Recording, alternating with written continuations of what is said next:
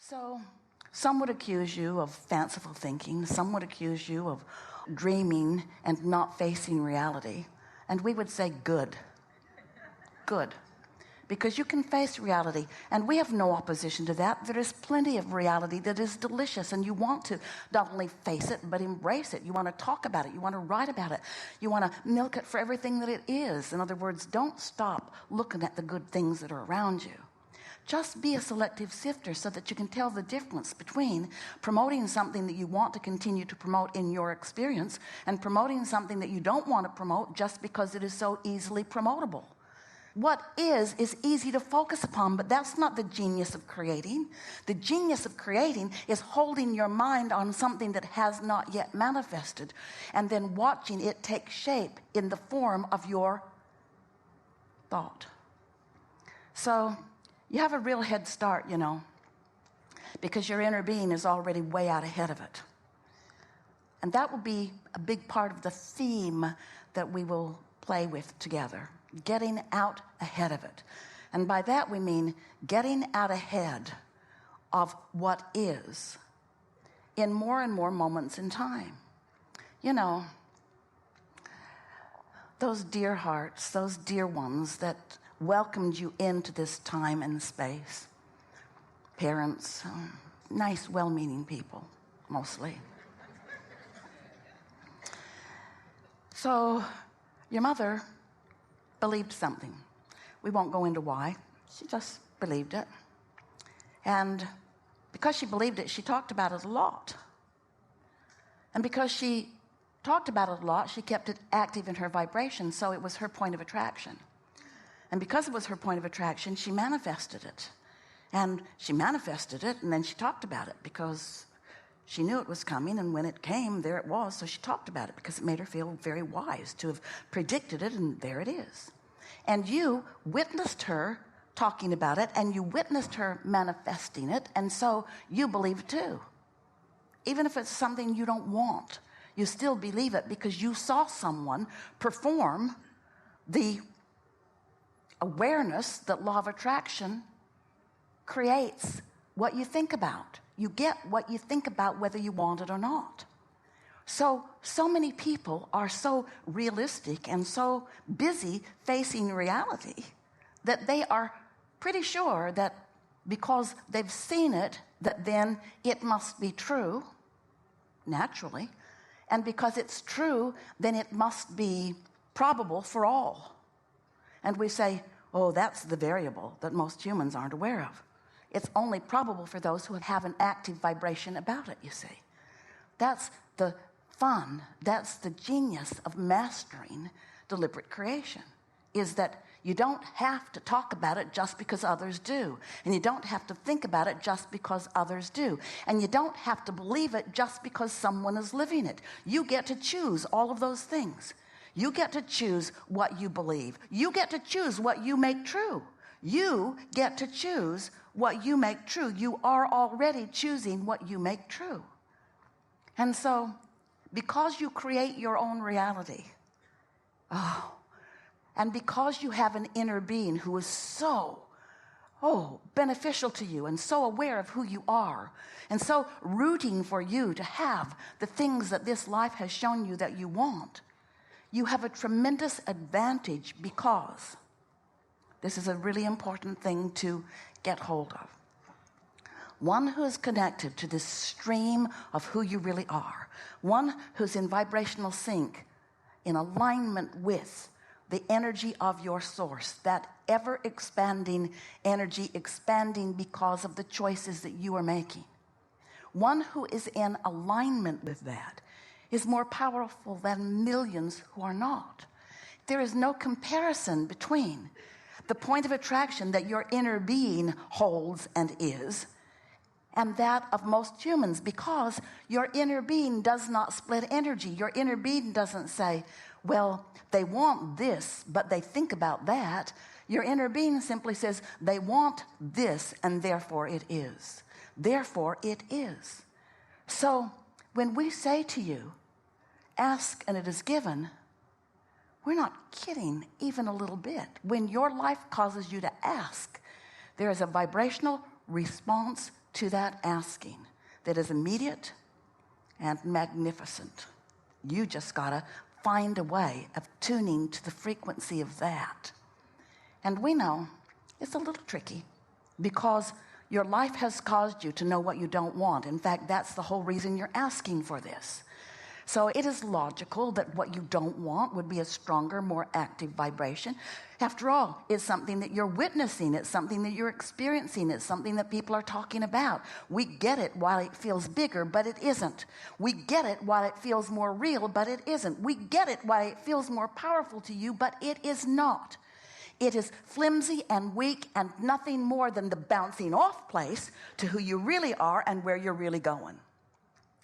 So you've got choices all day, every day, in every moment of every day, in every waking moment. You have the choice of focusing in the direction of what you have manifested in your vortex or what is manifested around you in the physical. And we got to say to you, what's manifested in the physical, thoughts that have turned to things, that's old news.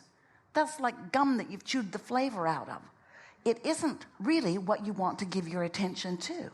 It isn't where you're going. It's where you have been. It's where maybe you might think that you are. But when you take the whole of who you are, when you see the whole of who you are way more than what's manifested so far. In fact, you are so much more than what you think has manifested so far that your inner being spends no time focused upon what you think you are. Your inner being only focuses upon who your inner being knows you to be. And the component of what you're asking for, the component of your continuing fresh new desires is the largest part of all of that. We've just described to you the evolution of all species. We've just described to you what puts the eternalness in eternity. We've just described to you who you are as a creator. You just have some choices to make, and this is a wonderful opportunity. While we're all together, chewing with each other, you get to decide whether you are a creator by default, which means you're observing and regurgitating and achieving a point of attraction just based upon what you're observing with very little attention to how it feels when you observe it, or whether you are a creator, a deliberate creator, a deliberate creator. So step one happens without you knowing it does because the contrast that surrounds you causes you to ask. Step one. Step two is, as we just described, when you ask, your inner being and all those cohorts that hang around there, cadre of pure positive energy, you want to call it God, we want to call it source, you want to call it God, we want to call it inner being. You can call it whatever you want, but it is source energy and it is all over what you care about. Step two, you ask and it has been given. It is given in the moment of the asking.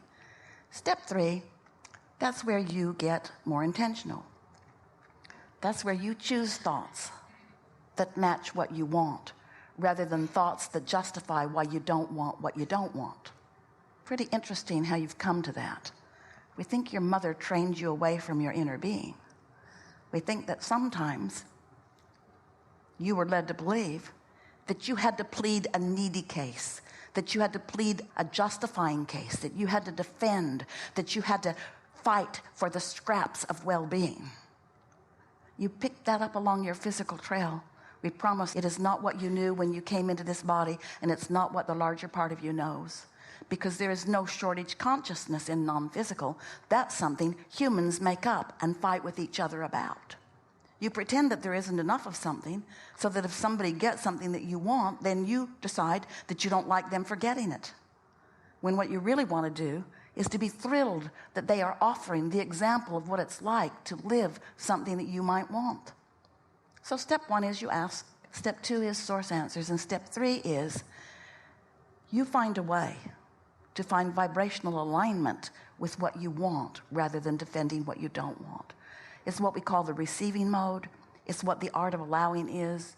It's allowing into your experience, not just right now in this red hot minute, but allowing into your experience a steady habit of expecting good things to come to you. because things are always working out for you, you often cannot stand back in broad enough view to understand how much well-being is all queued up on your behalf. And because you are inconsistent in the way you let it flow into your experience, you as humans have made up all kinds of ridiculous rules about why sometimes it gets in and why sometimes it doesn't. Why the blessings flow to some and why the blessings don't flow to others. And we want to say to you that as well-meaning as people are, that's nuts. That's not how it works. There is not some arbitrator who is deciding to dole out the good stuff and holding you accountable for who gets the good stuff and who doesn't. It is a vibrational experience. It is a you syncing up with the goodness that is you. It is you finding vibrational harmony with your own desire. It really is as simple as that. There's a steady stream of well-being flowing to you at all times. It's raining down all around you. And you get to decide how open and receptive to that pure positive energy you are, or how resistant you are. Which means you get to decide whether you are worthy enough to let it in, or you get to make up stuff that helps you to convince yourself that you are not worthy. But we promise you, every bit of that you picked up along your physical trail from somebody else that picked it up along their physical trail from somebody else who, for whatever reason, figured out a way to pinch off the well-being and then acted as a demonstrator of no well-being and then made up stories to scare you about your own well-being. Most people want to control the environment around them, which includes you. And so there are all kinds of crazy things that are told to you to make you conform so that they can observe more of what they seem to need to observe in order to feel good. They will say to you, if you are speaking as we are, or even to us, they will say, "You teach selfishness." And we say, "Yes, we do."